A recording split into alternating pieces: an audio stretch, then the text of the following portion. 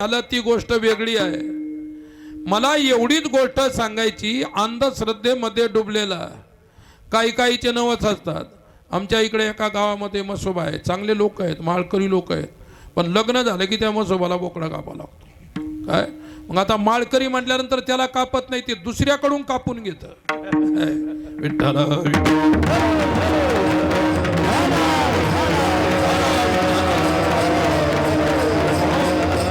कोणाकडून जरी कापून घेतलं पाप तुला लागेल, लक्षात ठेव. मग माळकऱ्यांनी द्यायला पाहिजे का बोकडे कापायला?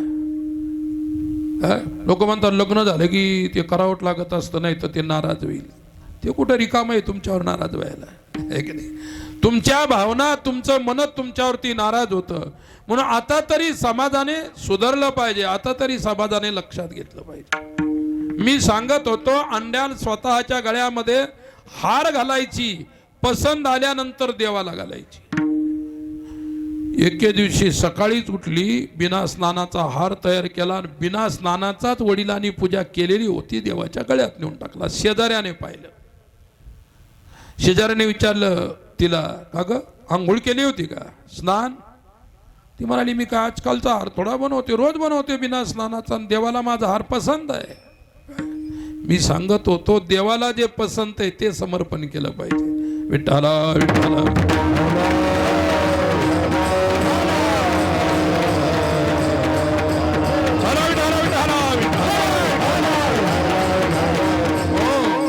अंड्यांना हार घातला, शेजाऱ्यानं पाहिला, बिना स्नानाचा घातला, गावात बोंब झाली.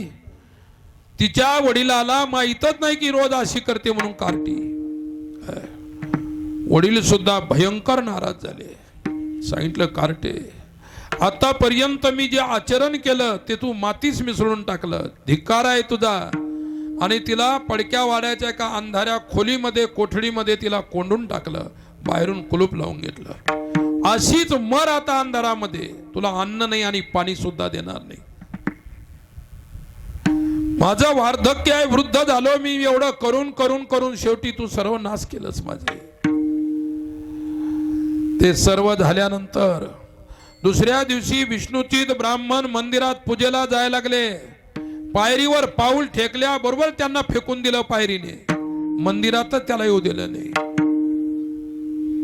लोक म्हणाले की आज पुजारी फेकला बा पायऱ्यांनी, पायऱ्यांनी पुजारी फेकला. मंदिर काय करेल सांगता येत नाही. गावाचे लोक जमा झाले, तुझ्या मुलीचा पाप आहे, तिनं रोज बिना स्नानाचा हार भगवंताला घातला, ते तुला आता भोगावं लागेल, म्हणून तुला आता मंदिर घेत नाही, पायऱ्या सुद्धा तुला उभं राहू देत नाही. बाकीचे लोकांनी दुसरे ब्राह्मण आणले, त्यांनाही सुद्धा मंदिरात घेत नव्हतं. लोक चढण्याचा प्रयत्न करत होते. आणि भगवान विष्णूचा श्री विग्रह इतका तप्त झाला, अग्निप्रपाने लाल भडक होऊन गेला, इतका तपला देव. लोकांना बाहेरूनच देव दिसू लागला. म्हणाले, देवाची सुद्धा नाराजी आहे, भयंकर देव तपलेला आहे, अग्निसारखा दिसत आहे. काय काही लोक म्हणाले की तिला जिवंत ठेवू नका, ती मारली म्हणजे देव प्रसन्न होईल, ती मारली म्हणजे देव प्रसन्न होईल. अरे प्रत्येकाला आपण तोंड आहे, जो वाटेल ते बोलू लागला. परंतु विष्णुचित ब्राह्मणाला वाटू लागलं की याच्यापेक्षा मेलेलं बरं. हे काय अपमान आहे. शेवटी मंदिर थरथर कापू लागलं, देवाचा विग्रह लाल झाला, पायऱ्या कोणाला चढू देत नव्हत्या. हे सर्व केल्यानंतर लोकांनी श्रेष्ठ ब्राह्मणांना विचारलं काय करायला पाहिजे. त्यांनी सांगितलं, सप्त महानद्यांचं जल आणा, सप्त समुद्राचं जल आणा, पवित्र पवित्र तीर्थाचं जल आणा, आणि संपूर्ण परिसरामध्ये शिंपडावं लागेल. नंतर देवाचा अभिषेक करावा लागेल, नंतर देव शांत होऊ शकतो. जे सांगितलं ती सर्व सामुग्री तयार झाली, अभिषेकाची तयारी झाली, तरी सुद्धा कोणालाही मंदिरात प्रवेश होत नव्हता. त्यावेळी एक साधारण वैष्णव तुळशीची माळा गळ्यामध्ये, विठ्ठला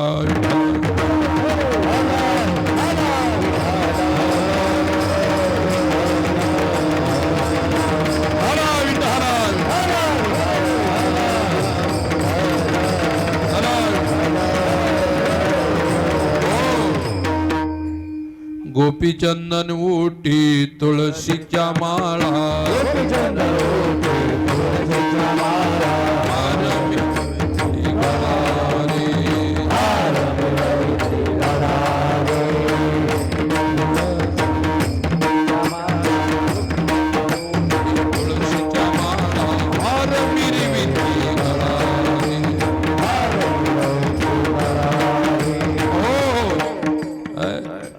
गोपी चंदन उटी तुळशीच्या माळा हार मिरविती गळा रे. गोपी चंदन लावलेलं आहे, तुळशी कंठी गळ्यामध्ये आहे, तुळशी माळ गळा तुळशी माळ गळा गोपी चंदन टिळा तुळशी माळ गळा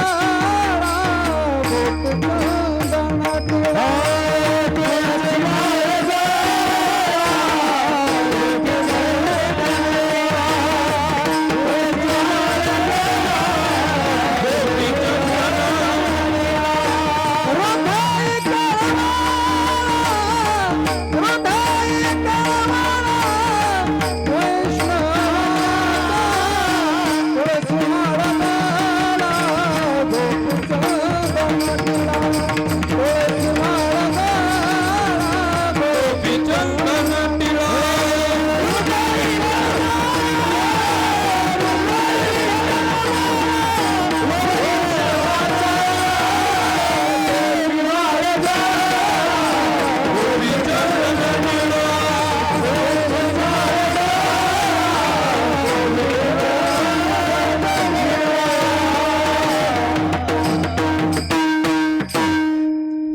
तुळशी माळ तुळशी माळ गळा गोपी चंदन टिळा हृदयी कळवळा वैष्णवाचा.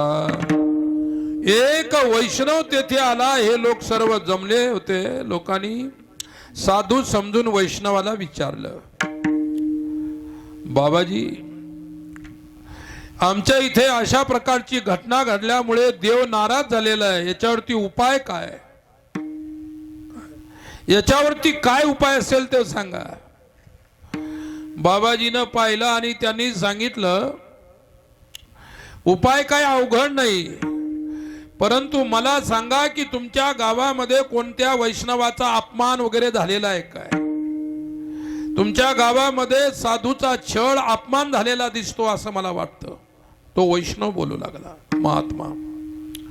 ते म्हणे आमच्या गावात तर कोण्या वैष्णवाचा काही अपमान नाही झाला, परंतु आमच्या गावात या विष्णुचित ब्राह्मणाच्या मुलीने भगवंताच्या गळ्यामध्ये बिना स्नानाचा हार घालत होती रोज, त्याच्यामुळे हे सर्व घडलं. त्यावेळी त्या वैष्णवाने सांगितलं की त्या मुलीला अगोदर सोडा, ती मुलगी महावैष्णव आहे. विठ्ठला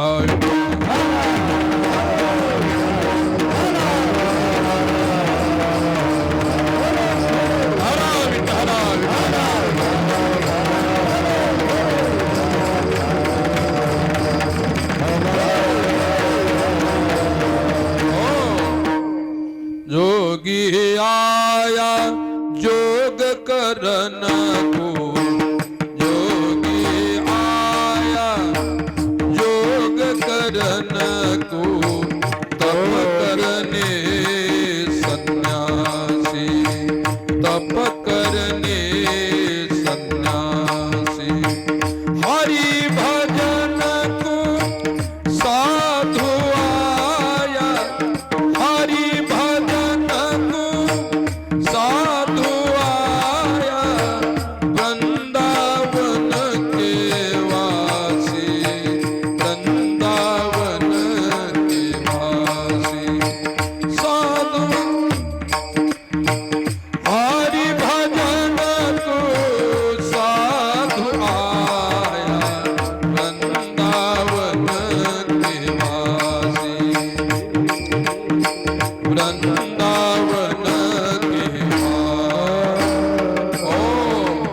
संत मीराबाईचे शब्द आहे.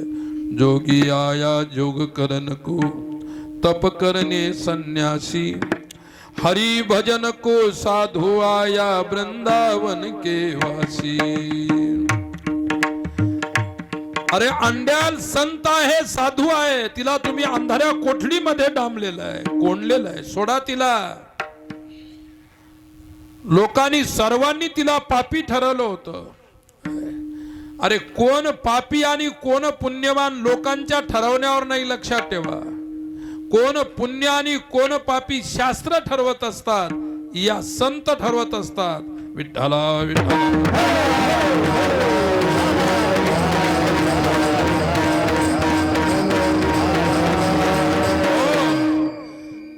नारदजीने वाल्या कोळ्याकडे पाहिला आणि ठरवलं की हा माणूस पापी आहे, परंतु याला पुण्यवान बनवायचा आहे.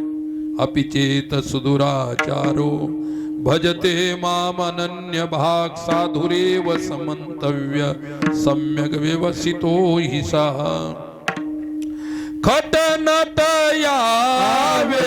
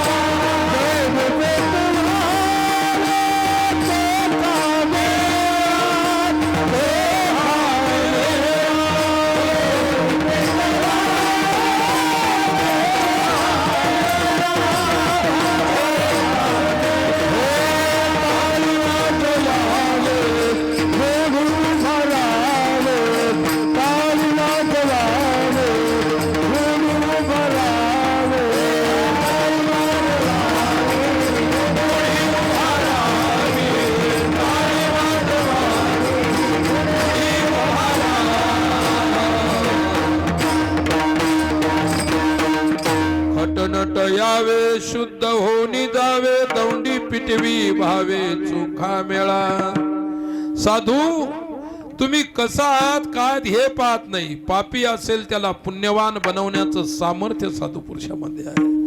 असाधूला साधू बनवण्याचं सामर्थ्य सत्पुरुषामध्ये आहे. नारदाने पाहिले की वाल्मिक पापी आहे, त्याला पुण्यवान बनवायचं आहे.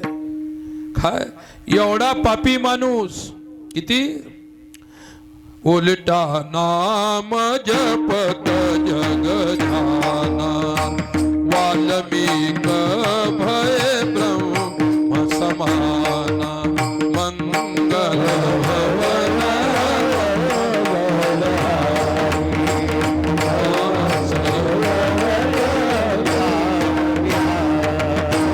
उलटा नाम जपत जग जाना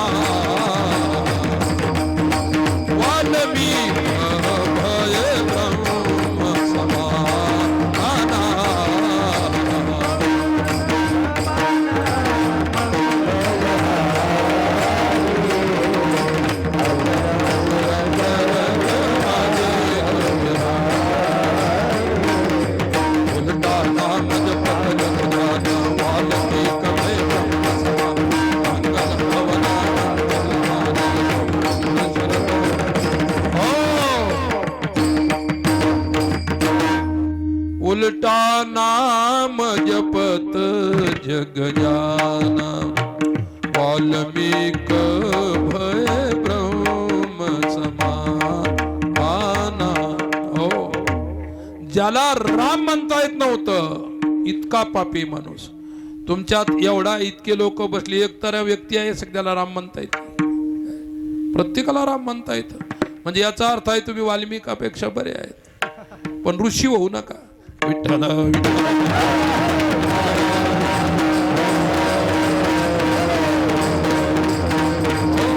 कारण तो ऋषी झाला, त्याने रामायण लिहिलं. तुम्ही तर काही झाले तर काय लिहिचाल पता नाही. हे वाल्मिक थोरला उडत्या नाम स्मरणा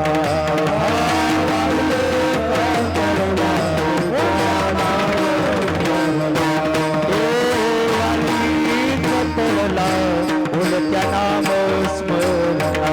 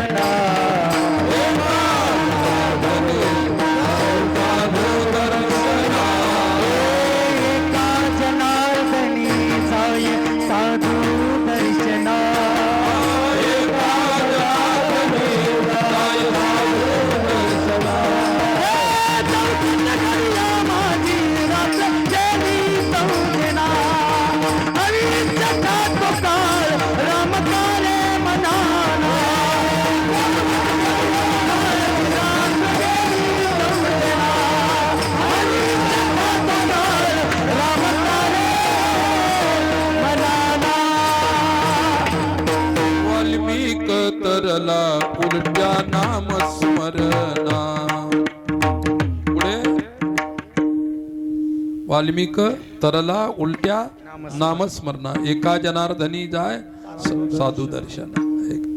सत्पुरुषाच्या दर्शनाने काय होत नाही लक्षात ठेवा. अंड्यालने ज्यावेळी असं हे केलं, हाराची गोष्ट सांगत होतो, त्यावेळी त्या नवीन वैष्णवाने सांगितलं, कोणीतरी कुठून तरी आलेल्या, की ती कन्या, ती मुलगी सोडा, ती महावैष्णव आहे.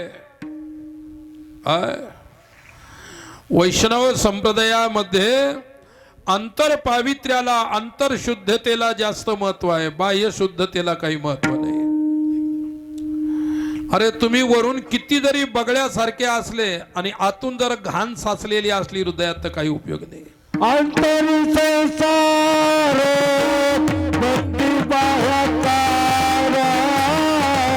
अंतरी संसार भक्ती बाह्याचा अंतरी संसार भक्ती बाह्याचा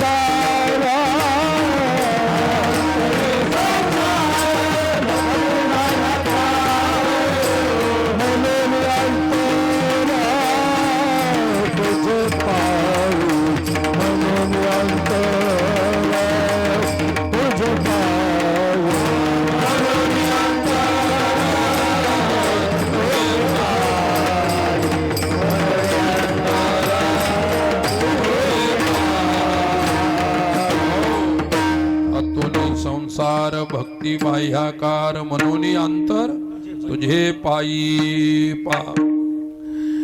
वरचा परमार्थ उपयोगाचा नसतो, परमार्थ हा अंतराचा विषय आहे.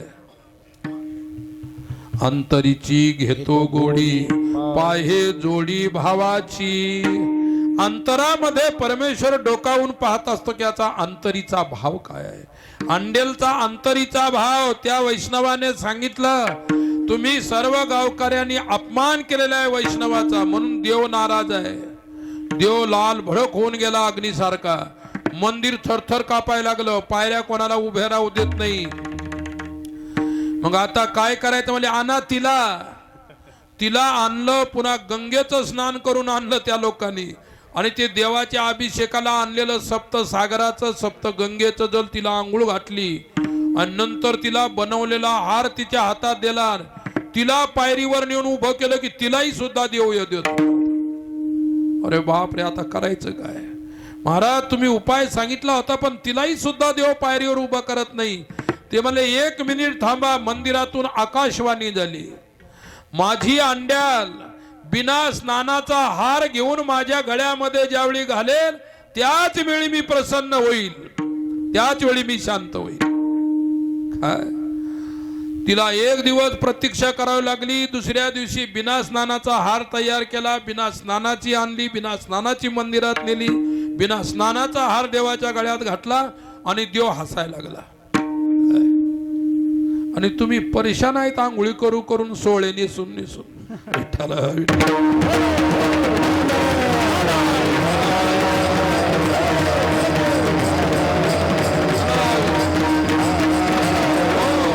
म्हणून मी सांगत असतो, आमच्या वैष्णवाचं धोतर एवढं पवित्र आहे तेवढं कर्मकांडी ब्राह्मणाचं सोहळं पवित्र नाही, हे लक्षात घ्या. उशिरा कळतं काय तुम्हाला.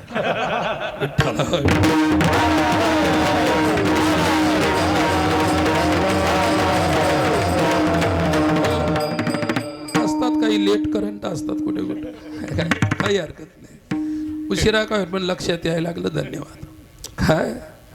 काय सांगतो तुम्हाला, अरे रात्रंदिवस एकदा सोहळं घेतलं की 6 महिने धुवायचं नाही.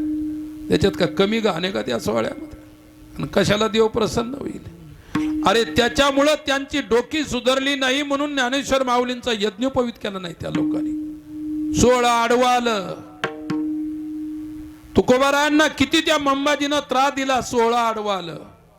सोहळे घालून ज्यांचे शरीर तर पवित्र झालेच नाही, पण हृदय सुद्धा पवित्र झालं नाही.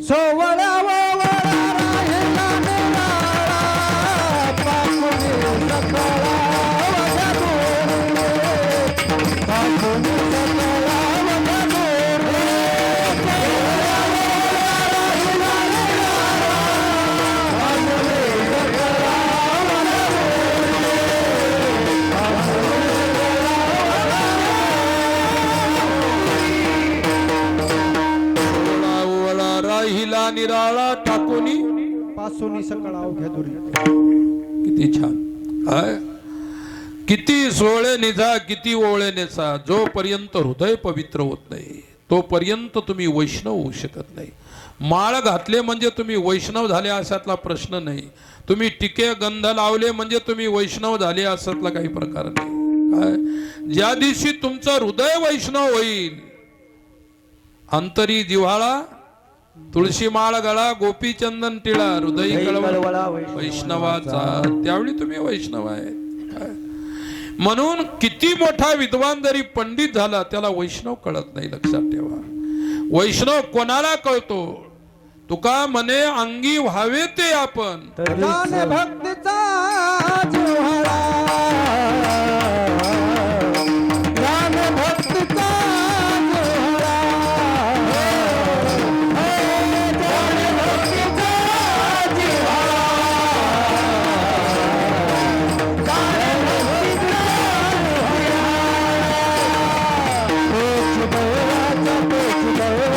तोच देवाचा पोतरा, तोच देवाचा पोतरा, तोच देवाचा पोतरा, आणि कले माझे मना, आणि कले माझे मना.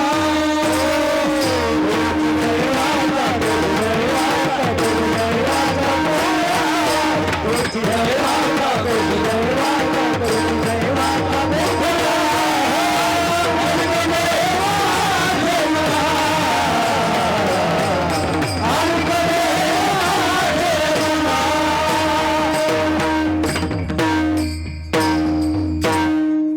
जाने भक्तीचा जिव्हाळा तोची दैवाचा पुतळा, आणि कनो हे माझे मना होका पंडित शाना. तो किती जरी विद्वान असेल परंतु तो वैष्णव नसेल तर भगवंताला प्रिय नाही. लक्षात ठेवा. विद्वान तर पुष्कळ होऊन गेले. चोखोबराय किती विद्वान होते, गोरोबा काका किती विद्वान होते, संत सावतोबा किती विद्वान होते. त्यांच्याजवळ विद्वत्ता नव्हती पण संतत्व होतं, साधुत्व होतं. विद्वान असेल आणि साधुत्व नसेल तर त्या विद्वत्तेला काहीच किंमत नाही. काय विठ्ठला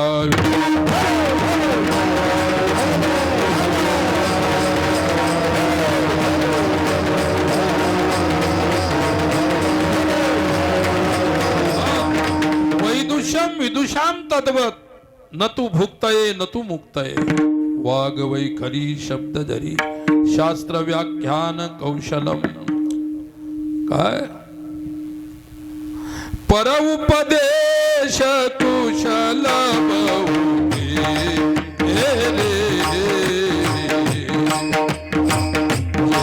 आचरही ते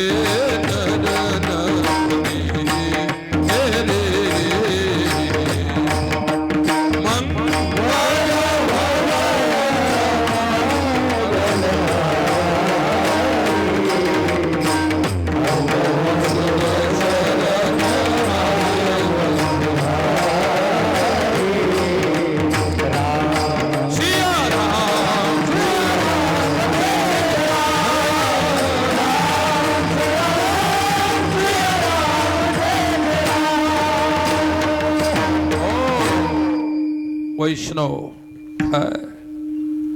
अनिक नये माझे मना होका पंडित शहाना, वैदुष्यम विदुषाम तद्वत. त्याची विद्वत्ता त्याप्रमाणे आहे, ती निरर्थक आहे, व्यर्थ आहे.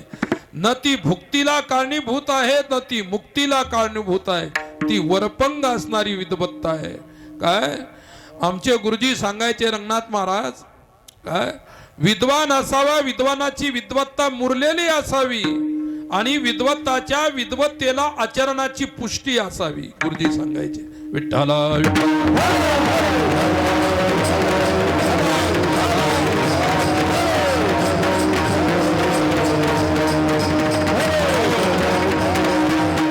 तो साधू आहे, तो वैष्णव आहे. लक्षात ठेवा. आणि जोपर्यंत भगवंताला आपल्या नामस्मरणाने, आपल्या स्मरणाने, आपल्या ध्यानाने आणि आपल्या चिंतनाने आणि आपल्या बोधाने जोपर्यंत भगवंत प्रसन्न होत नाही त्याच्यासाठी तुकोबारायांनी आवर्जून आपल्या अभंगाच्या पहिल्या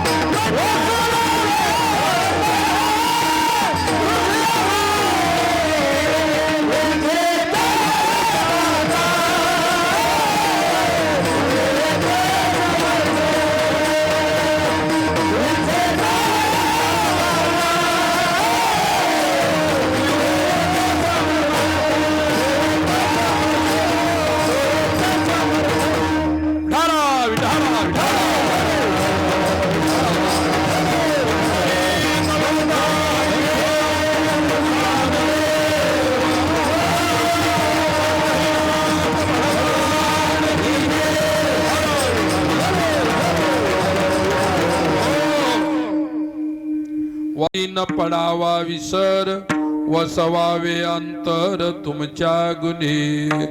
तुकोबारायांनी या कळव्यामध्ये दोन प्रधान मागण्या केलेल्या आहेत.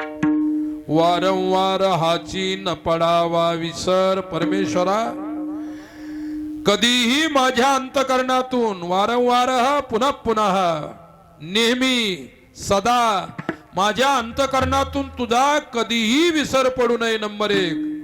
आणि माझं हृदय तुझ्या गुणामध्ये त्या ठिकाणी सम्मिलित करून घ्यावं. वसवावे अंतर तुमच्या गुणे. माझ्या हृदयाने माझ्या अंतकरणाने तुमच्या गुणाचे गुणानुवाद करावेत एवढी माझी इच्छा आहे. वाणी गुणानुवाद करत असते, वाणी कथन करत असते. वैष्णवाचं हृदय बोलत असते, नुसती वाणी बोलत नाही. लक्षात ठेवा. विठ्ठला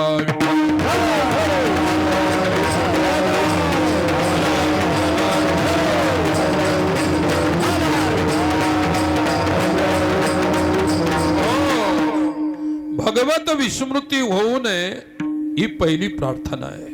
पहा, पहिली प्रार्थना आहे. श्री नारदजीने आपल्या भक्ती सूत्रामध्ये तदर्पिता अखिलाचारिता तद्विस्मरणे परम व्याकुलता काय भक्तीची व्याख्या केलेली आहे. तदर्पिता अखिलाचारिता तद्विस्मरणे परम व्याकुलता इति भक्ती ही. एक क्षण जरी भगवंताचं विस्मरण झालं तर मरण प्राय दुःख व्हायला पाहिजे. आपला तर पार परमात्मा विसरून गेलेला असतो. कधीतरी आपला सप्ताह सुरू झाला की लोकांना वाटतं काहीतरी झालं सुरू आपल्या गावात, काहीतरी वाजायला लागलं. चला काय अखंड स्मृती. विठ्ठला विठ्ठल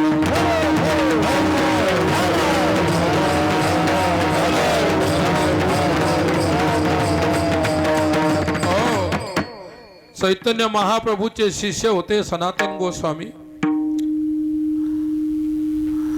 रूप त्यांच्या भावाचं नाव होतं. रूप गोस्वामी आणि सनातन गोस्वामी दोघं भाऊ होते. स्मरण सांगतो, भगवत स्मरण. वृंदावनला गोकुळाला जी रमण रेती आहे, सनातन गोस्वामी रमण रेतीमध्ये राहायचे.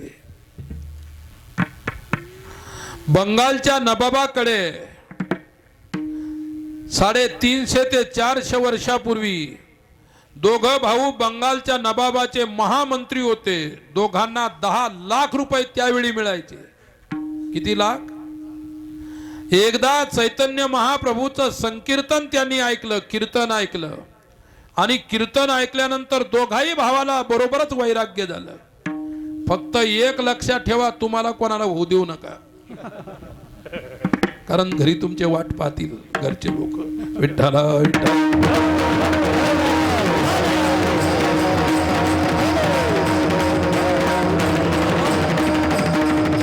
आता मी नवल करतो इतक्या वर्षापासून, मी सांगतो, अनेक संत सांगतात, पण एकही पळाला नाही कीर्तनातून, आता पुढे दिसला नाही. सकाळी रात्रभर टाइम आहे तुम्हाला पळून जायला, अशी घटना घडू देऊ नका. पळून जायची सोपं नाही, लक्षात ठेवा. त्याग भगवत अनुग्रहाने होत असतो. कोणाच्याही हृदयात त्याग वरण करत नाही, कोणाचंही हृदय त्यागाला वरण करत नाही. जोपर्यंत भगवत अनुग्रह त्याच्या हृदयावर होत नाही तोपर्यंत त्यागाचा जन्म होत नसतो, लक्षात ठेवा. भक्तीची आवड, भक्तीच्या विषयी प्रेम, भक्तीमध्ये त्या ठिकाणी संपूर्ण जीवनाचं समर्पण, आणि त्यावेळी कुठेतरी त्यागाचे भाव जन्माला येत असतात, आणि त्याच्या अंतकरणामध्ये त्याग जन्माला आला, त्याला जिवंतपणे ब्रह्मानंदाची अनुभूती भोगायला मिळत असते. विठ्ठला विठ्ठला.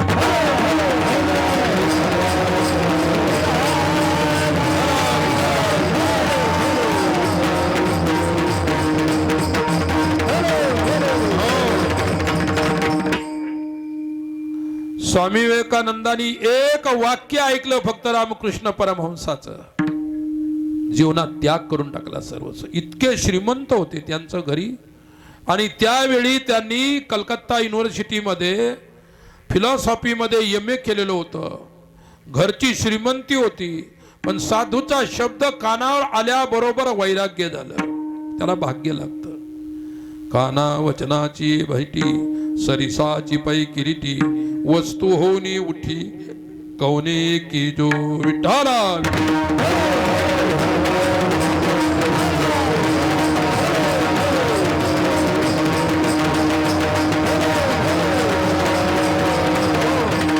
विवेक जागृत झाला म्हणजे वैराग्य जागृत होत असतं. विवेका वाचोनी कही, ज्ञानेशी तगनेची नाही. काय? जोपर्यंत विवेक होत नाही तोपर्यंत ज्ञान आणि वैराग्य टिकत नसतं, लक्षात ठेवा. म्हणून विवेकासहिता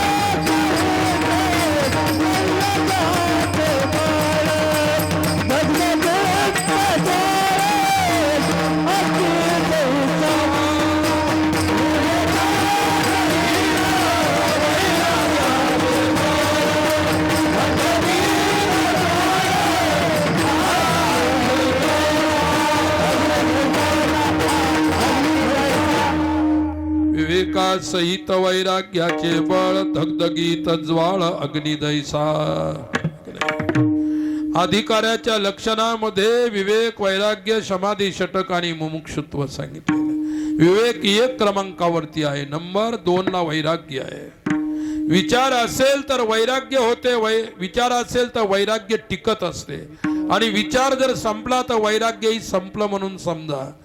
मी तुम्हाला उदाहरण सांगत होतो. सनातन गोस्वामीला आणि रूप गोस्वामीला दोघा भावांना 10 लाख वर्षाकाठी इतकी तनखा होती, इतके पैसे मिळायचे, एवढी श्रीमंती त्यांच्याकडे होती. पण एकदा चैतन्य महाप्रभूचं कीर्तन ऐकलं. काय? अरे ज्याच्या आचरणामध्ये विवेक आणि वैराग्य मुरलेलं आहे त्याचं कीर्तन ऐकल्यानंतरच हृदयावरती काहीतरी साधकाचा परिणाम होत असतो. लक्षात ठेवा. नाहीतर बडबड करणारे अनेक लोक जगामध्ये आहेत, काही परिणाम नाही होत तुमच्यावर. शेकडो वर्षापासून तुम्ही ऐकत आहात ही कीर्तन, ही प्रवचन, ह्या कथा, जैसे थे तैसेच आहेत, काहीच परिवर्तन नाही. एक माणूस म्हणाला, बाबाजी मी 108 कथा ऐकल्या. म्हणलं चपरा किती वेळा चोडल्या हे सांग मला अगोदर.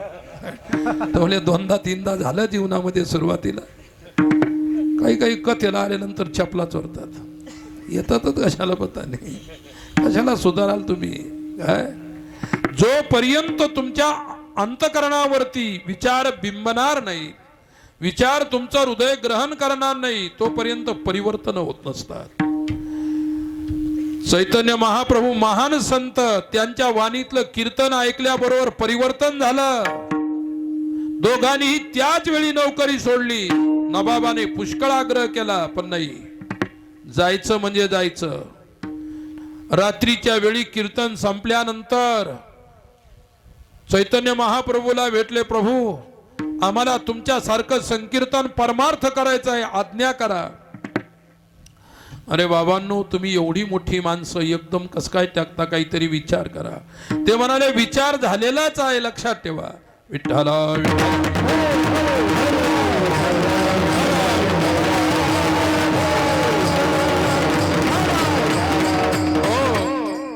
मी दिल्लीला शिकायचो तर कधी कधी हरियाणामध्ये जायचो सुट्ट्या असल्या की. तिथे कैथल नावाचं गाव आहे, मोठा आश्रम आहे तिथे.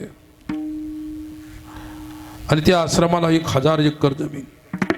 ते महात्माजी बाबाजी आम्ही दिल्लीला असताना त्या आश्रमात यायचे, परिचय झाला. ते म्हणले विद्यार्थी येत जा तुला सुट्टी वगैरे असल्यानंतर.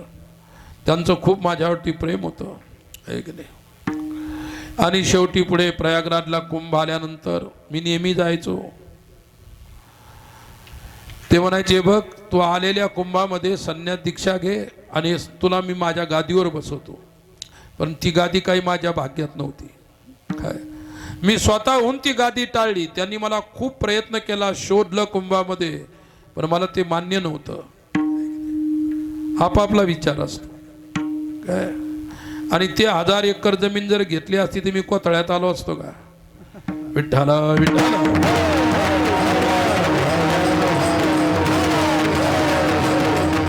हो, त्यावेळी त्या आश्रमाला 4 अँबॅसिडर कार होत्या. अँबॅसिडर त्यावेळी विशेष कार मानल्या जायची. एक फियाट होती, 3 अँबॅसिडर कार होत्या. ऐश्वर्य होतं की नाही. परमार्थ ऐश्वर्यात होत नाही, परमार्थ त्यागात होत असतो, लक्षात ठेवा.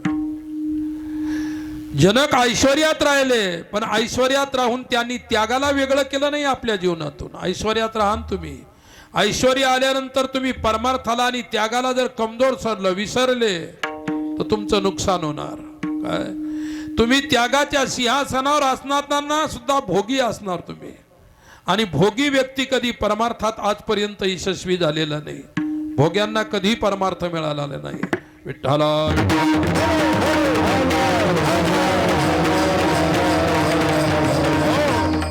सनातन गोस्वामीने सोडला त्या ठिकाणी संसार. त्यांचं लग्न झालेलं नव्हतं दोघांचंही, त्यांना काही मुलं बाळ नव्हते, काही नव्हते. ती त्या ठिकाणी त्याग झाला. चैतन्य महाप्रभूनं सांगितलं की तुम्हाला टिकायचं असेल तर वृंदावनला जा. वृंदावन वैष्णवाची भूमी आहे. वृंदावनच्या भूमीमध्ये वैष्णवाच्या रजकणाने पावित्र्य निर्माण झालेले. गोपी वैष्णव होत्या, गोपाळ वैष्णव होते. भगवंत ज्या भूमीच्या मातीमध्ये नांदला ती पवित्र रज आहे, तिथे जर गेले तर तुमचं कल्याण होईल. या दोघांनी सर्वस्वाचा त्याग करून वृंदावनला आले. सनातन गोस्वामी रमण रीतीमध्ये राहू लागले आणि रूप गोस्वामी मथुरेला राहू लागले. मथुरेच्या विश्राम घाटावरती एक आश्रम होता. त्या आश्रमात राहत असताना ते महंत झाले त्या आश्रमाचे, आणि सनातन गोस्वामी त्याच विरक्तीनं आपलं जीवन जगू लागले. वारंवार हाची न पडावा विसर, हे सांगत आहे विठ्ठला.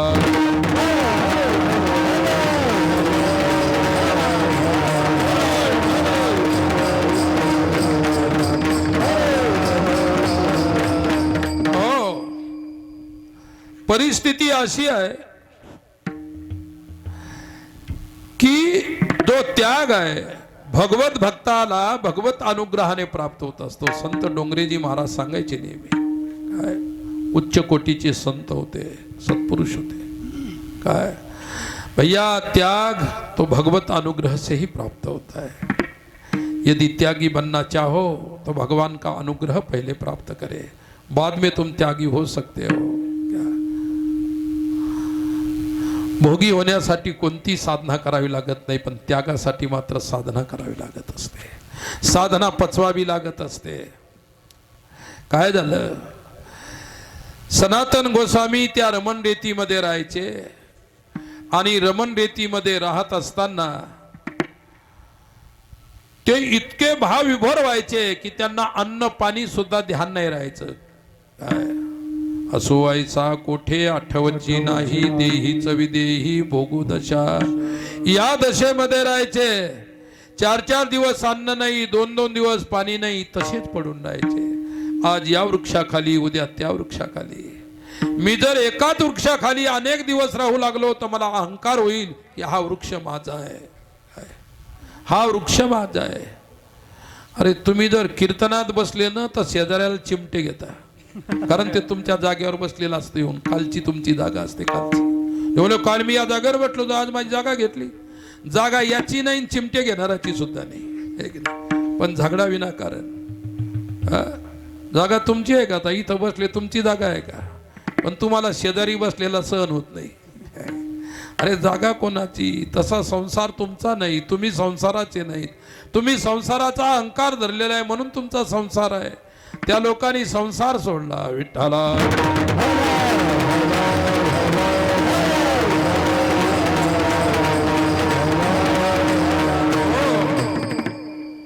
एके दिवशी सनातन गोस्वामीवर अशी दशा, अशी परिस्थिती आली की अन्न नाही. कितीतरी दिवस काड्यासारखे असे वाळून गेले हातपाय, पोट सुकलेलं, चेहरा सुकलेला. वाणीतून फक्त कृष्ण कृष्ण कृष्ण कृष्ण त्या ठिकाणी अखंड अहोरात्र. कृष्ण विष्णू हरी गोविंद या नामाचे निखिल प्रबंध माझी आर्चच दंडगाती, माझी आत्मचर्चा विशद दंडगाती. विठ्ठला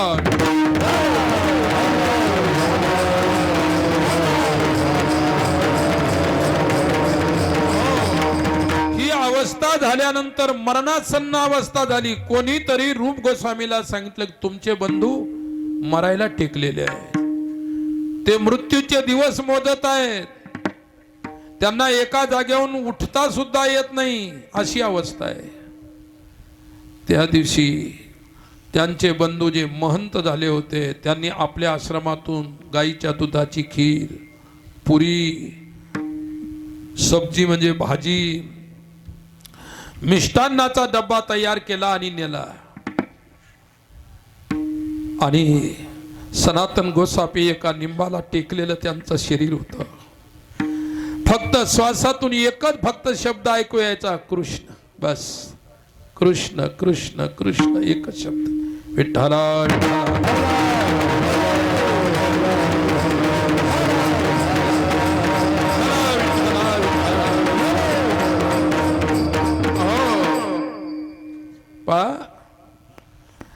रूप गोस्वामी ज्यावेळी ते अन्नाचा डब्बा घेऊन आले भोजनाचा, कहा भैया भैया. भैयाचा आवाजच खोल गेला होता. ते बोलू शकत नव्हते, नुसते टुकमुक टुकमुक टुकमुक डोळे उघडे होते, पाहू लागले. आणि फार कोशिश केल्यानंतर म्हटलं कोण आहे? रूप. रूप गोस्वामीनं त्यांच्याकडे पाहिल्यानंतर त्यांचं हृदय भरून आलं. काय अवस्था आहे! मी महंत झालो काय, मी तर चांगला तगडा ताजा तवाना झालेलो आहे की नाही, खाऊन पिऊन मस्ती. ते सुद्धा अतिशय विद्वान होते गुरु रूप गोस्वामी, सामान्य नव्हते. विठ्ठला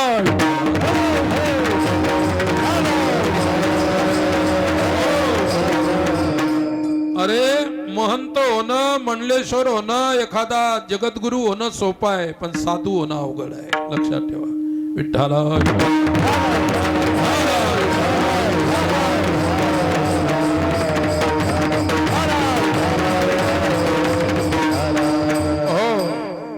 संपूर्ण विश्वाला ज्यांनी सहन केलं त्याच्या जीवनामध्ये साधुत्व आहे. काय मुक्ताई म्हणतात, योगी पावना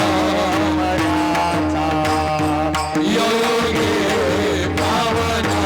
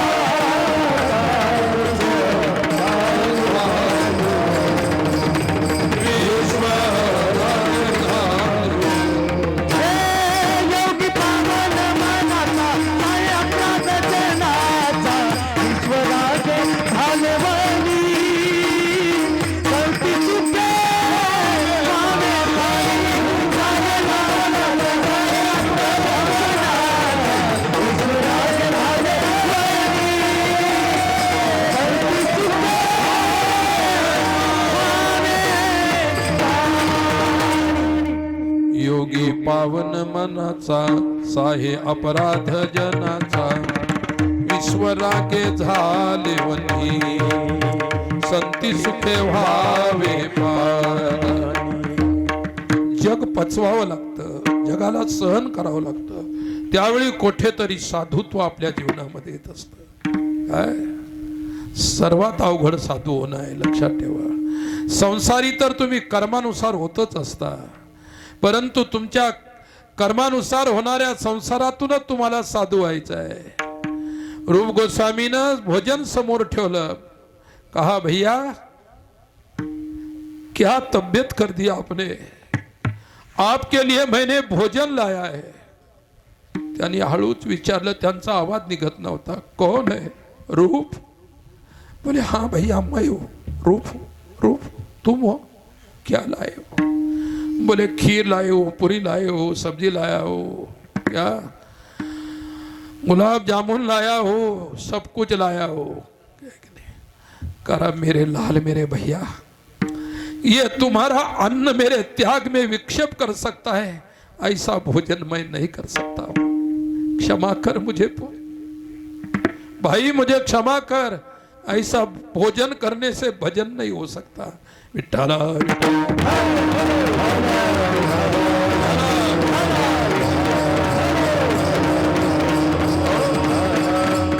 म्हणून सांगत असतो की भाजीवरची तरी पेल्यानं भजन होत नसतं. लक्षात घ्या. तमोगुण वाढत असतो. तमोगुणात भजन होत नाही, रजोगुणात भजन होत नाही, भजन सत्वगुणात होत असतं. सत्वगुणात भजन होत असतं. विठ्ठला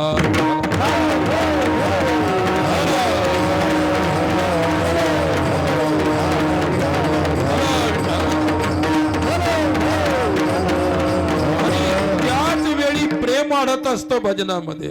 प्रेमाविन भजन हाकाविन मोती, अर्थाविन पोथी वाचो निकाय, ठाकलो से द्वारे ठाकलो से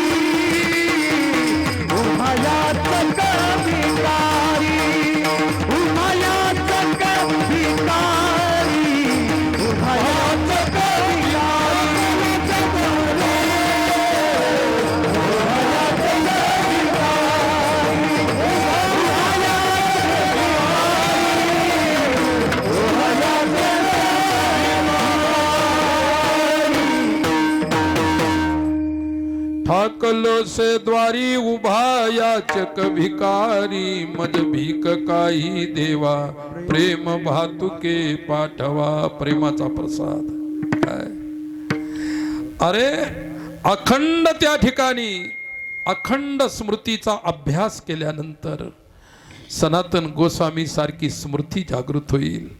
महंत असणाऱ्या रूप गोस्वामीनं ज्यावेळी भोजन मांडलं आणि त्यांनी सांगितलं तू आणलं माझ्यावरती उपकार करत आहेस परंतु तुझ्या उपकारातून माझं भजन जर बिघडत असेल तर असं भोजन मला आणत जाऊ नकोस.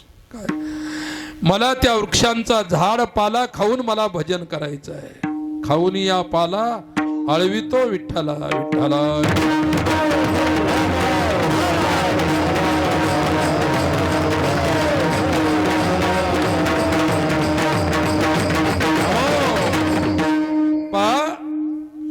हे जीवन वैष्णवाचं आहे. त्यांनी ते अन्न घेतलं नाही. त्यांच्या आचरणाला पाहून महंत झालेल्या रूप गोस्वामींना वैराग्य झालं आणि त्यांनी त्यांच्या चरणावर महंती वाहून दिली. काय पुन्हा कोण्याही आश्रमाच्या गादीवर बसणार नाही. काय गादीवर बसा त्या गादीचा अभिमान त्या आसनाचा अभिमान बऱ्याच भानगडी आहेत. फार अवघड आहे लक्षात ठेवा आणि म्हणून सावध राहिलं पाहिजे. आमचे किसन मामा म्हणत असतात सकाळी सकाळी सावधतेची भजनं खूप 2-3 भजन आहे त्यांचे नंतर पिंगळा असतो. काय विठ्ठला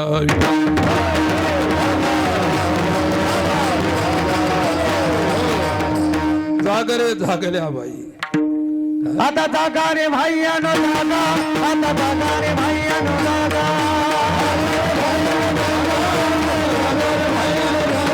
आता जागा रे भाईयानो जागा आता जागा रे भाईयानो जागा तोरणी दुनिया लागली भागा आता जागा रे भाईयानो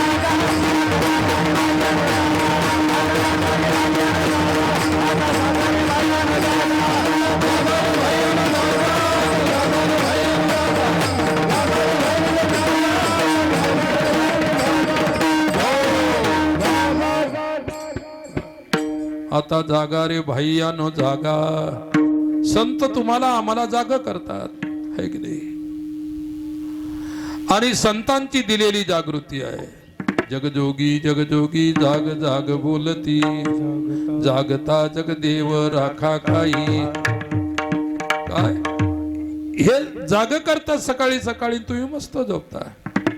एका गावात आम्ही काकडा म्हणायचो. फार वर्षापूर्वीची गोष्ट आहे ती. सप्ताह असायचा. काय म्हणे महाराज एखादा अर्धा घंटा लांब होत जा इतकी छान झोप येते तुम्ही म्हणता त्यावेळेस. काकडा काकडा काय असतो. काकडा हा मधुर स्वरामध्ये असतो. काकड्याचा स्वर उंच नाही लक्षात ठेवा. काकडा जास्तीत जास्त त्या ठिकाणी काळी एकच्या वरी जाऊ द्यायचा नाही. किसन मामा जास्त उंच काकडा म्हणत नसतात. जास्त उंच म्हटल्यानंतर त्या ठिकाणी तो भगवंताला जाग करण्यासाठी काकडा असतो है की नाही. पण तुमचे आकडे काही जात नाहीत अजून. ते त्याच्यापेक्षा उंच ते त्याच्यापेक्षा उंच. गळा तुटायला येतो काही काहीचा है की नाही. देवच पळून जायचा तुमचा काकडा ऐकून. म्हणून काकडा करायचा असेल अति त्या ठिकाणी सहज स्वरामध्ये करायचा. सकाळची मधुरवाणी है की नाही. मामाचा आवाज खूप छान आहे. ते ज्या स्वरामध्ये म्हणतात तो खूप छान स्वर आहे. विठ्ठला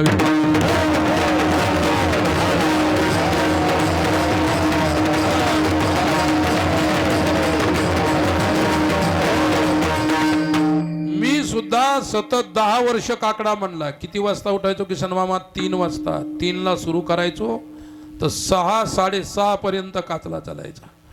आता इकडं 2-4 महिन्यापूर्वी गेलो होतो एका ठिकाणी कीर्तन करायला तर 7 वाजता काकडा सुरू झाला होता आणि 8 वाजता बाया नाचू लागल्या गवळणीवर. म्हणलं कोणता काकडा आहे 7-7:30ला सुरू झालेला हे की नाही. त्याला काकडा नाही म्हणत. विठ्ठला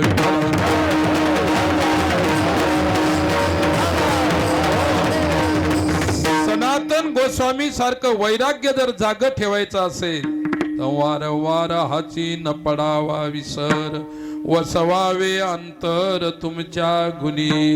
काय चित्ती तुझे पाय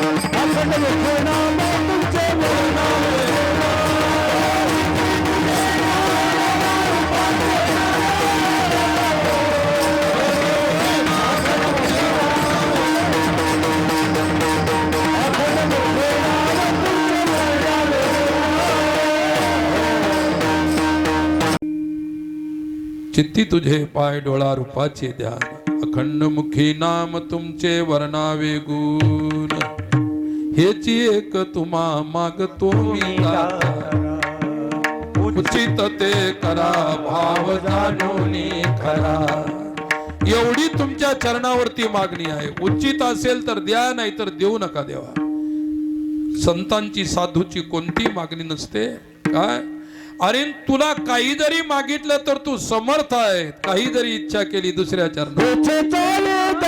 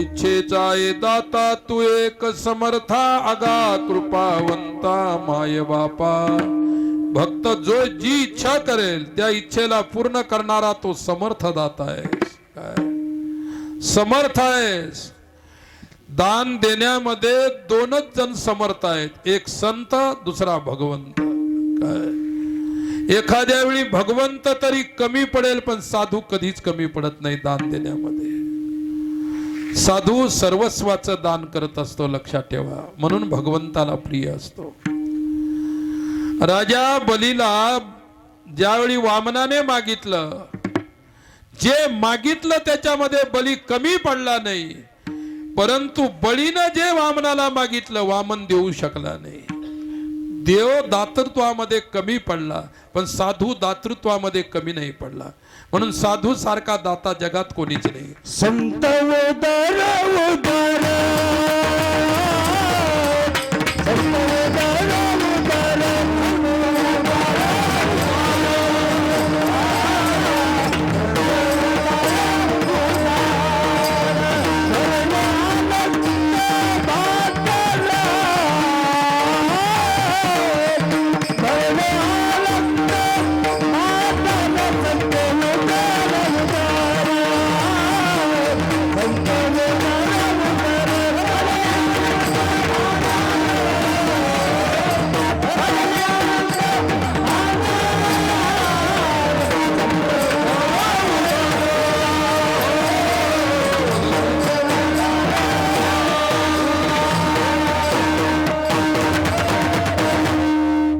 संत उदार उदार भरले अनंत भांडार भक्तीच्या धनाचं भांडार ज्ञानाच्या धनाचं भांडार लौकिक मात्र भांडार साधू जवळ नसतं लौकिक भांडार ईश्वराच्या जवळ असेल कदाचित ईश्वर तुम्हाला ऐश्वर्य प्रदान करेल काय परंतु ऐश्वर्यपती भगवान ज्या दानाने मिळतो ते दान साधू करत असतो म्हणून साधूच्या दानाची विशेषता आहे इच्छेचा ये दाता तू एक समर्था तुकोबाराय भगवंताला म्हणतात जी आम्ही इच्छा करू तू समर्थ आहे विठ्ठला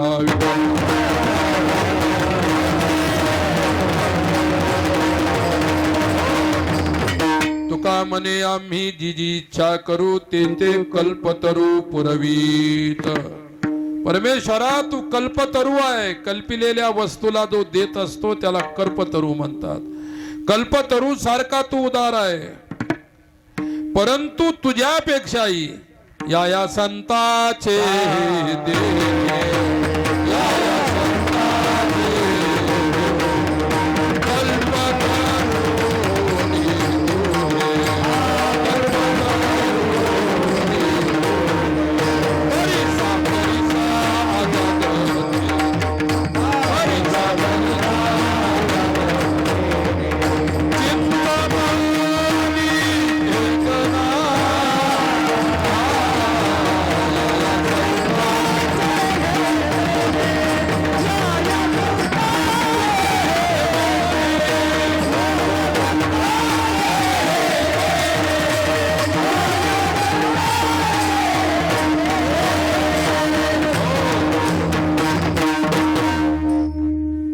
या संताचे दिने कल्पतरू होनी दुने परिसा परिसा आगाद देने चिंतामणी ठेंगना या संताचे हो कल्पतरूपेक्षा दुना म्हणजे डबल देऊ शकतात. चिंतामणी देऊ शकत नाही, कल्पतरू देऊ शकत नाही, परीच देऊ शकत नाही. काय जे परीसही देऊ शकत नाही ते साधू देऊ शकतात. काय अरे परीस लोखंडाचं सोनं करतो पण लोखंडाला परीस करू शकत नाही.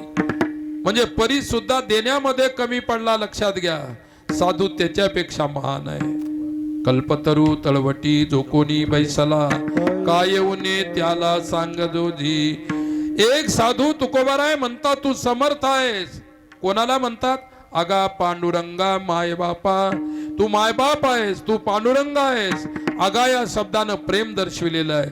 अगा या शब्दानं भक्त आणि भगवंताचा अभेद दर्शविलेला आहे. अगा या शब्दानं दोन्हीची जवळीक दर्शविलेली आहे, सामिप्य दर्शन घडवलेलं आहे. असा अगा शब्द आहे. विठ्ठला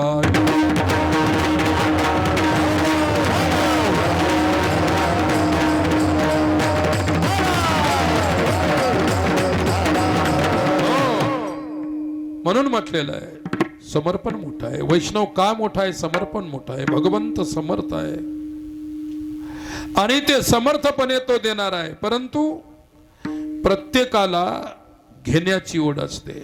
देणारे कमी असतात, घेणारे जास्त असतात. आता मी इथं एकटा द्यायला लागलो जे काही तुम्हाला, तुम्ही घेणारे किती लोक आहेत पहा, आहे की नाही? मी एकटा तुमच्या सर्वांशी बोलायला लागलो आणि तुम्ही घेणारे अनंत स्वरूपात आहात. घेणारे अनंत स्वरूपात आहेत. परंतु जो अनंत स्वरूप भगवान आहे तो अनंतांना देऊ शकतो. एवढं सामर्थ्य त्याच्यामध्ये, म्हणून तो समर्थ. विठ्ठला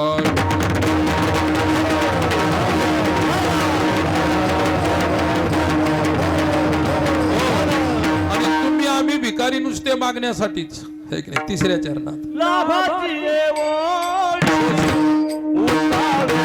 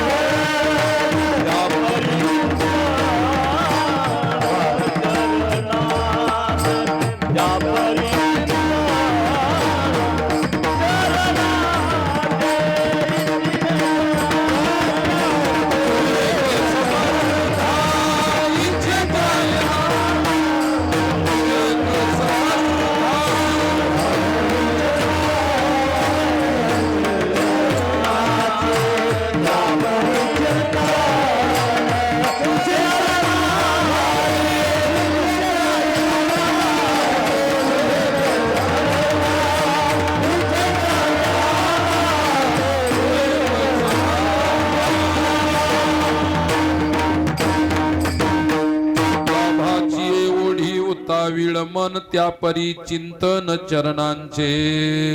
काय लाभासाठी मन तळमळत आहे. लाभ ऐसा लाभ बाधा गाठी विठ्ठल पायी पडे मिठी. असा लाभ प्राप्त करा. देखे आत्मलाभा सारिखे गोमटे काहीच न देखे मनोनी भोगाविषयी खे हरिचे जेना. लाभस्तेषाम देतेषाम कुतत्तेषाम पराजय. प्रत्येक व्यक्तीला लाभ यश कीर्ती या गोष्टी प्राप्त करण्याची अभिलाषा असते. परंतु ते प्राप्त करण्यासाठी तेवढा दर्जेचा परमार्थ लागेल. जेवढी तुमची मागणी जेवढ्या ज्या दर्जेची आहे त्या दर्जेचा परमार्थ लागेल, है की नाही?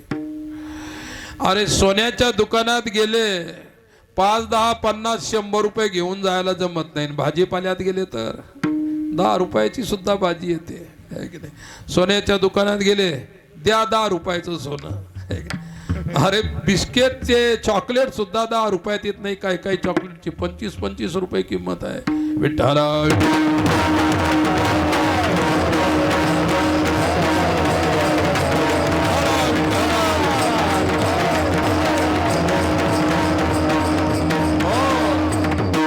एकदा आम्ही तीर्थयात्रेला गेलो हिमालयामध्ये आणि मग लोकांनी कोणी चिवडा, कोणी लाडू, कोणी काही, कोणी चॉकलेट आहे की नाही. आणि थोडंसं तोंडही खराब पडलं होतं, थोडं थकल्यासारखं झालं. ते म्हणे महाराज घ्या चॉकलेट. लोक महाराजांना सुद्धा चॉकलेट द्यायला घाबरत नाहीत. विठ्ठला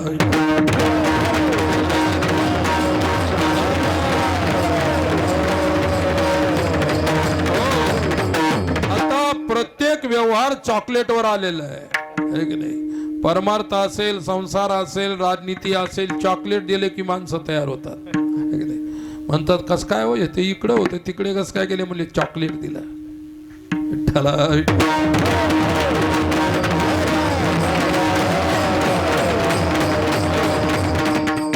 मी खोटं चुकीचं नाही सांगत, नाही तर पितळे साहेबांना विचारा. चॉकलेट दिल्यानंतर कुठे जात असतात माणसं. विठ्ठला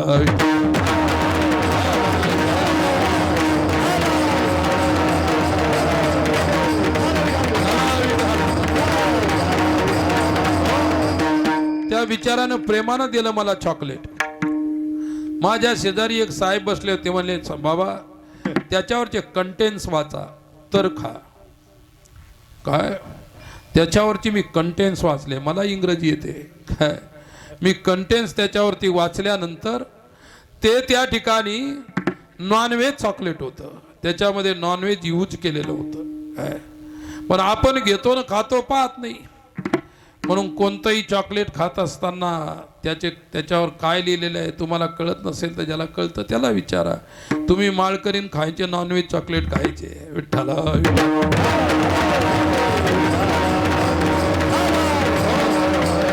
मी म्हटलं मूर्खा, म्हटलं मला नॉनव्हेजचे चॉकलेट खाऊ घालतो काय. आणले का ज्याला तीर्थयात्रेला ते म्हणे मला माहीतच नसतं हे असं असतं. त्याला फक्त खायचंच माहीत असतं. काय खायचं हे बऱ्याच लोकांना माहित नाही बरं का. आणि म्हणून परमार्थ खायचा शिकवतो, प्यायचा शिकवतो, काय काय करायचं शिकवतो आहे की नाही. तुम्ही म्हणाल दारू प्यायचं शिकवतो का परमार्थ. तुम्ही काय कमी साधारण लोक नाही काय. परमार्थ दारू सोडायचं शिकवतो, प्यायचं नाही शिकवतो. एकदा आम्ही जिंतूरून असं चाललो, तिकडे जालन्याला कार्यक्रम होता. आणि मग आम्ही संध्याकाळचं भोजन एका भक्ताकडून बनवून घेतलं आणि एका शेतात बसलो.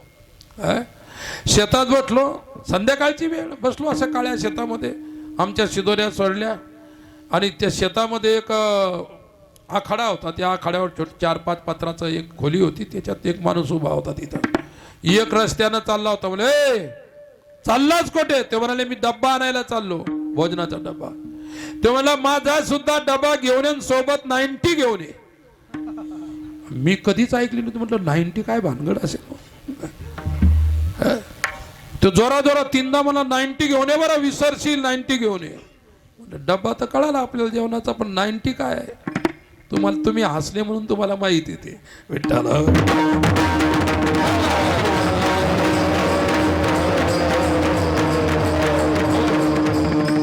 आणि आमच्या बरोबर ते लहान पोरं, त्यांनाही काही 90 माहित नव्हती की नाही. आणि मग एक माणूस होता मोठा ड्रायव्हर होता, एक मनुष्य होता आमच्या सोबत. म्हटलं का रे 90 काय असते.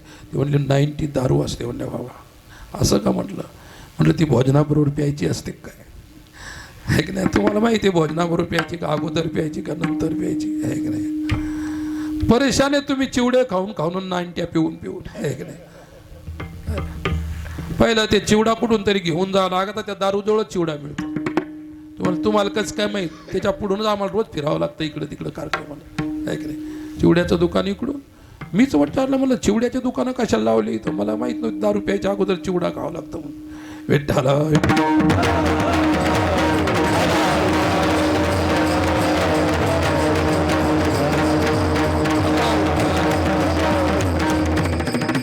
मला एवढं सांगायचं की लाभाची या ओढी उतावीळ मन, काहीतरी उत्तम लाभाची प्राप्ती व्हावी या आशेनं वैष्णव तळमळत असतो. आणि तो लाभ होण्यासाठी तेवढ्या दर्जाचं चिंतन करावं लागत असतं, हे की नाही? ज्या ठिकाणी आपण जातो तिथे आपला दर्जा पाहिला जातो. तुम्हाला नोकरी जरी लागायची असेल तिथे दर्जा लिहिलेला असतो, असं असं शिक्षण पाहिजे, हे पाहिजे, ते पाहिजे, हे की नाही? त्यावेळी तुम्हाला अर्ज भरता येतो, फॉर्म भरता येतो, नंतर सर्व काही. तसा उत्तम लाभ हा परमार्थ आहे. परमार्थाचा उत्तम लाभ, भगवत प्राप्तीचा उत्तम लाभ, बोध प्राप्तीचा, ज्ञान प्राप्तीचा उत्तम लाभ जर तुम्हाला करायचा असेल तर चिंतन करा. आत्मावारे श्रुतव्य दृष्टव्य निधिध्यासितव्य. आत्म्याचं स्मरण, चिंतन, श्रवण, चिंतन करा. एक दिवस तुम्हाला तुमचा उत्तम लाभ मोक्ष मिळाल्याशिवाय राहणार नाही, शास्त्र सांगते. चतुर्विध पुरुषार्थेषु मोक्ष एव परम पुरुषार्थः. 4 पुरुषार्थामध्ये मोक्ष हा परम पुरुषार्थ आहे आणि मोक्ष हा परम पुरुषार्थ हा सर्वात मोठा लाभ आहे. विठोबा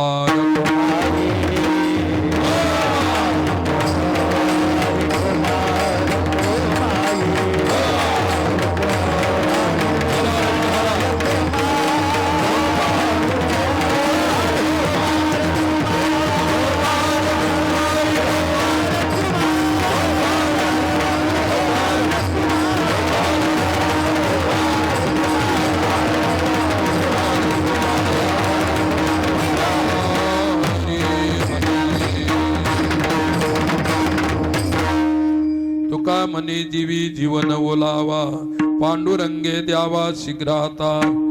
जीवी म्हणजे अंतःकरणामध्ये, जीवन म्हणजे त्या ठिकाणी जल, जीवन म्हणजे प्रेमरूपी जल. भक्तीच्या प्रेमाचा ओलावा माझ्या अंतःकरणामध्ये निर्माण कर परमेश्वरा. पांडुरंगा तो ओलावा शीघ्र माझ्या अंतःकरणामध्ये यावा. भक्तीची प्राप्ती, साधनेची प्राप्ती मला शीघ्र व्हावी. साधनेची प्राप्ती झाल्यानंतर साध्य मिळेल. अभंगाचा संपूर्ण अर्थ संपला. 2 शब्द शेवटचे. विठ्ठला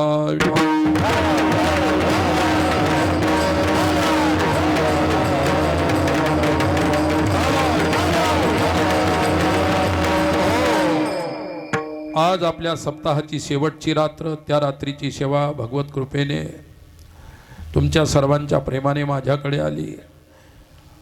पांडुरंगाच्या कृपेनं सेवा पूर्ण होत आहे. शेवटी मला एवढं सांगायचं की 7 दिवस श्रीमद देवी भागवत कथा आपण आनंदाने श्रवण केली. संपूर्ण मंडप खचाखच भरत होता. एवढ्या बहुसंख्येनं तुम्ही कथा श्रवण केली. काय सर्वप्रथम तुम्हा श्रोत्यांना धन्यवाद देतो. आणि उद्या आपल्या कार्यक्रमाचा काल आहे. मी सविस्तर कथेतच सांगितलं जे काय सांगायचं, आता काही जास्त लांबत नाही. काय तसा जागराचा दिवस आहे, लक्षात ठेवा. आमच्या काळामध्ये, जुन्या काळामध्ये कीर्तनं 4 घंट्याची, 3 घंट्याची होती. महाराज शेलूच्या महाराजांना सांगतो, 3 घंट्याच्या वर कीर्तन असायची, आहे की नाही? आता लांडे कीर्तन आहे, आहे की नाही? न भजन पूर्ण होतं, न कीर्तन पूर्ण होतं. त्याला म्हणतात लांड कीर्तन.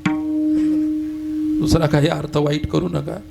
तर मला एवढं सांगायचं, अपूर्ण ज्याला म्हणतो आपण, पूर्ण चिंतन सांगायला वेळ नाही, कारण वेळ आपला बांधलेला आहे, लक्षात ठेवा. तर 7 दिवस पर्यंत जो आनंद उपभोगला तुम्ही, आम्ही सर्व परिसरांनी, खूप आनंद. काल भव्य दिव्य मौनी अमावस्याच्या स्नानाला 1 लाखापेक्षाही जास्त लोक इथे आले. तेवढ्यांनाही सुद्धा महाप्रसाद दिला गेला. उद्या सुद्धा काल्याचं कीर्तन झाल्यानंतर महाप्रसाद आहे आणि तो महाप्रसाद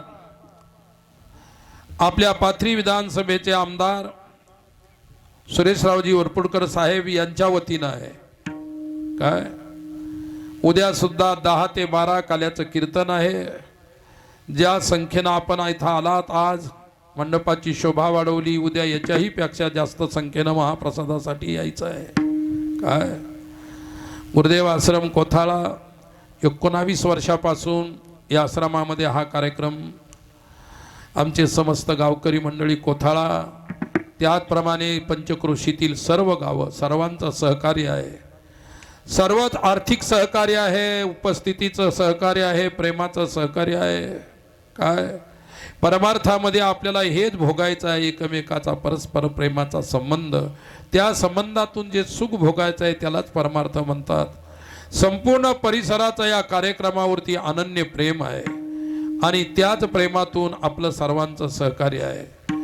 सज्जनांनो, उद्या काल्याचं कीर्तन आहे। काल्याच्या कीर्तनाचा वेळ 10 ते 12 आहे, 12:30 1 होऊ शकतो, कमी जास्त। शेवटचा दिवस आहे। आतापर्यंत सर्व मंडळीने जो आनंद लुटला, असाच आनंद तुम्हा सर्वांच्या जीवनामध्ये सदोदित राहो, हीच पांडुरंगाच्या चरणी माझी प्रार्थना आहे। समाजाला परमार्थ मिळावा यासाठी हे सप्ताह असतात। असतो एक छोटीशी सूचना द्यायची आहे। गुरुदेव आश्रम पळसखेड येथे आपण सनाथालय काढलेलं आहे। ज्या मुलांना आई नाही, बाप नाही, ज्याला कोणी परिवार नाही, जगामध्ये ज्यांचं कोणी नाही, काहीचे आजी आजोबा आहेत, आई बाप नाही, आई बाप आजी आजोबा आहेत तर खाय प्यायची सोय नाही, उन्हामध्ये रस्त्यामध्ये पडलेली असतात। अशी बालकं वेचून आम्ही त्यांचं जीवन घडवण्यासाठी, त्यांना उत्तम दर्जाचं शिक्षण मिळण्यासाठी आता लहानपणापासूनच KG1 पासूनच त्यांना CBSE पॅटर्नमध्ये चांगल्या शाळेमध्येच टाकलेलं आहे। ज्या शाळेची KG1 ची फी 40,000 रुपये आहे, पण आमचे अनाथ मुलं जवळजवळ आता 14 मुलं आमच्याकडे झालेली आहेत आणि आम्ही 100 मुलांचं टार्गेट ठेवलेलं आहे। त्यांना जगवायचं आहे, म्हणजे संगोपन करायचं आहे त्यांचं। इतकी लहान लहान आहे तर आई जशी लहान मुलाची घाण धुते, कपडे धुते, त्याचं अंग धुते, ते सुद्धा कामं आम्हाला करावे लागतात, आहे की नाही? आणि त्या सेवेसारखी महान सेवा परमार्थात मला तरी वाटतं दुसरी कोणती नाही। काय त्यांचं जीवन घडेल, त्यांना शिक्षण मिळेल, ती लहानशी मोठी होतील, ती आमच्या परमार्थाला कामा येतील अथवा राष्ट्राच्या सेवेला कामा येतील, चांगले नागरिक होतील, चांगले घडतील, याचा संपूर्ण 100% प्रयास आश्रमाच्या वतीनं होणार आहे। त्या चिमुकल्या अनाथ बालकांना व वृद्ध ज्यांची कोठेही सोय नाही असे वृद्ध तुमच्याकडे जरी असतील तर आम्हाला फोनवर संपर्क करा। जवळजवळ आम्ही 300 वृद्धांचं टार्गेट वृद्धाश्रमात ठेवलेलं आहे।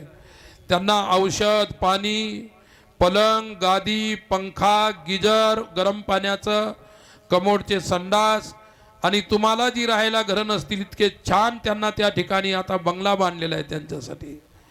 आणि अजूनही बांधकाम चालूच आहे। आता 1 करोड रुपयाचं जवळजवळ बांधकाम तिथे झालेलं आहे। 50 लाखाचं एक बांधकाम तिथे आता पुन्हा 1 करोडचं बांधकाम चालू होणार आहे। तेव्हा म्हणाल ती बाबा तुम्ही 1 करोड रुपये कुठून आणता? मी कुठूनही आणत नाही, देणारे त्या ठिकाणी देतात, ते बांधून देतात, आपण फक्त त्याच्यात राहणाऱ्या लोकांची सेवा करायची। आमच्या मलकापूर विधानसभेचे आमदार आहेत राजेशजी इकडे, ते काँग्रेसचे आमदार आहेत, त्यांनी 1 करोड रुपये मागच्या कार्यक्रमात दान दिलं। मराठवाड्यातली सुद्धा माणसं तिथं कार्यक्रमाला हजर होती। कालच आमच्या खांद्याचे मंत्री आहेत गिरीश महाजन, त्यांच्याकडून ग्रामविकास मंत्री असल्यामुळे त्यांच्याकडून यांची जी त्या ठिकाणी निधी होता, गिरीश महाजन साहेबांनी तो आम्हाला 1 करोडचा विधी त्यांच्या नावावरती इथे टाकलेला आहे। आश्रमामध्ये 1 करोड निधीचा आमच्या श्वेताताई आमदार आहेत, त्यांच्या वतीनं 1 करोडचं काम जमिनीच्या वरती आलेलं आहे आणि असे कामं चालू आहेत। त्याप्रमाणे बुलढाण्याला 109 फुटाचं वैष्णवी मातेचं मंदिर, करोडो रुपयाचं मंदिर आहे, चालू आहे बांधकाम। त्याचप्रमाणे आपल्या कोथाळ्याला सुद्धा आम्ही शिव मंदिर बांधत आहोत। ते काही एवढं विशाल नाही, भविष्यात होईल तिथेही विशाल, त्यालाही मार्बल लावायचं आहे। आणि आज आपण हराशी काही लोकांनी मंदिरासाठी दान दिलं, परंतु सर्वात महत्त्वाचं दान मी तुम्हाला सांगतो, हे मंदिरं होत राहतील, जात राहतील तुमच्या ह्याच्यातून, परंतु आमच्या आश्रमात असणारी ही अनाथ गोरगरिबांची, म्हणजे त्यांना कोणीच नाही अशी मुलं, ते शिक्षण घेत आहेत, त्यांना त्या ठिकाणी सर्व त्यांची सेवा आहे, कपडे लत्ते, औषध पाणी, खाणं पिणं, राहणं, शाळा, सर्व काही। त्याच्यासाठी आम्ही 1 दिवसाची पंगत 5,000 रुपयाची त्यांच्यासाठी एक पंगत ठेवलेली आहे। दुपारी पुकारल्यानंतर जवळजवळ 10 ते 12 लोकांनी पंक्ती आपल्या मराठवाड्यातून घेतलेल्या आहेत आणि ती पंगत तुमच्या मुलांच्या वाढदिवसाच्या निमित्तानं, वडिलांच्या स्मृतीप्रित्यर्थ, आईच्या स्मृतीप्रित्यर्थ, तुमच्या वाढदिवसाच्या निमित्तानं तुम्ही करू शकता। पाच हजारामध्ये ती पंगत होत नाही, पण आम्ही तेवढीच राशी ठेवलेली आहे. काही आश्रमाचं राहील, ज्यांना एक दिवसाची पूर्ण पंगत घ्यायची त्याला 11,000 रुपये आहेत. असे त्या ठिकाणी वर्षाचे 360 दिवस आहेत. 360 दिवसाच्या 360 दोन्ही किती होतात? 720 होतात. एवढ्या पंक्तीची आवश्यकता आहे. 300 पंक्तीच्या जवळजवळ आश्रमावर आता मागे 6 महिन्यापूर्वीची गोष्ट निघाली होती. हळूहळू तेवढ्या पंक्ती होतील. त्याच्यामध्ये आपल्या मराठवाड्याचं सुद्धा योगदान सुरू आहे. आज बऱ्याच लोकांनी 5,000 रुपयाची पंगत, त्यांनी त्यांची तारीख सांगायची, वाढदिवसाची तारीख नसेल आणि सहज द्यायची असेल तर जे खाली दिवस असेल ती आम्ही त्याच्या नावावरती त्याचा भंडारा होईल. पण तुम्ही केलेला भंडारा इतका पवित्र त्या ठिकाणी त्या बालकांच्या आणि वृद्धाच्या मुखात जाईल. येणाऱ्या भक्तांना अन्नदान असतं. दररोज आश्रमावरती 300-400 लोक जेवतात. सकाळी संध्याकाळी 100-200 लोक जेवतात. आश्रमाचेच लोक 100 आहेत. बाकी येणारे जाणारे सर्वांना अन्नदान असतं. त्या अन्नदानामध्ये ज्यांनाही सहभाग घ्यायचा असेल त्यांनी केव्हाही आम्ही इकडे आल्यानंतर आपल्या अन्नदानाची नोंद करू शकता आणि आपल्या तारखेचीही नोंद करू शकता. सूचना संपली. आता माऊलीचं भजन होणार आहे. उद्याचं कीर्तन 10 ते 12 आहे. त्याच्यानंतर महाप्रसाद आहे. हे लक्षात ठेवा. गावातल्या आपल्या कोथळ्यातील सर्व तरुणांनी उद्या वाढायसाठी आणि गावातील सर्व तरुण माता भगिनींनी सुद्धा वाढायची सेवा करायची आहे. पहिल्या पंक्तीमध्ये आपल्या गावचं कोणीही बसणार नाही. पहिली पंगत महिलांची होईल, दुसरी पंगत पुरुषांची होईल. कारण एवढे लोक येणार आहे आपल्याजवळ तेवढी पंगत बसायला जागा सुद्धा नाही. आणि म्हणून ही सर्वांनी नोंद घ्यायची. शेवटच्या दिवशी थोडासा वेळ झाला तरी चालतो, पण हे सांगण्याचं गरजेचं होतं. आता माऊलीचं भजन आणि शेवटची चाल होईल. आणि चाल झाल्यानंतर काय होईल? दीपोत्सव होईल. काय शेवटी जागराचा दिवस आहे. थोडा शिल्लक वेळ झाला तरी काही हरकत नाही, लक्षात ठेवा. आणि एक महत्वाची गोष्ट, आज माझा आवाजाने मी इतका थकलेलो आहे. काल दिवसभर बोलत होतो, आजही कथा आणि लोकांच्याशी दिवसभर बोलायचं आहे की नाही. अरे पैलवान किती जरी थकलेला असेल पण डफडे वाजवणारे चांगले असले ना तर पैलवान बिलकुल ताजा तवाना होऊन जातो, नवा होऊन जातो. तसे आमचे मृदंगाचार्य दोन्ही पोरं इतके सुंदर वाजवले यांनी काय. आणि आमचे गुणीजन पाठीमागे माझ्या उभे आहेत. काय या परिसरात आल्यानंतर ही सर्व मंडळी असते. सुंदर त्या ठिकाणी गायन करणारी मंडळी आहे. म्हणून या गायक मंडळीचा सुद्धा धन्यवाद करतो. आणि तुमची समर्थ साथ असल्यामुळे मी बोलू शकलो. सुरुवातीला मला वाटलं आता बोलताच येतं किंवा नाही, एक नाही सारखं बोलून ये. परंतु दोन्ही मृदंगाचार्यांनी सुद्धा खूप सुंदर साथ दिली. आपल्या कलेचं प्रदर्शन त्यांनी तुम्हा सर्व समाजाबरोबर केलं. आणि असे गुणवान मुलांचं खरोखर कौतुक करायसारखं आहे. खूप आनंद वाटला. पुन्हा त्यांच्या कलेमध्ये परमात्मा उत्तर भर टाकत राहो. त्यांची कला खूप मोठी हो एवढीच आशा करतो. झालेल्या सेवेला पांडुरंगाच्या चरणी समर्पित. ज्ञानेश्वरा